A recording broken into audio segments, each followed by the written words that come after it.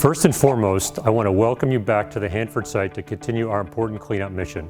The COVID-19 pandemic represents a unique and unprecedented challenge. During this crisis, we've worked together to progress our important mission with over half of our 11,000 workers teleworking, about 10% continuing to report to work every day to ensure the safe stewardship of the site, and the remainder at home to preserve the health of themselves and their families. Now conditions support the process to open up the Hanford site again, one step at a time, in a way that ensures the safety and the health of our workforce and our community. As we begin a phased approach back to our work, know that we are going to do so in an integrated fashion as a one Hanford family.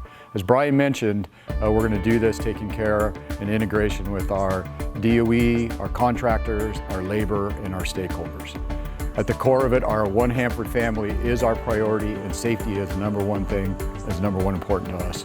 We will continue to work together with the changed conditions that we see in our workplace from coronavirus, with our emphasis and focus always on the safety of us. These protective measures include increased cleaning and disinfecting services, social distancing, and alteration of our workspaces and schedules, all of which are intended to slow the spread. An important measure in managing the risk is implementing the remobilization in a phased approach, aligned with work conditions, personal situations, and work priorities. This phased return will take place over the coming weeks and months. If you are teleworking, you may have to continue doing so to support our mission. Schedules and shifts may change to accommodate social distancing. The way in which we work will be different, and it will require patience, cooperation, and respect at all levels across the site, as we work together to tackle the unique challenges we will face as we ramp up work. The Hanford site will continue to follow guidance and best practices from local and national health authorities. Workers should make good hand hygiene a regular habit, washing thoroughly and frequently, and avoid touching your face.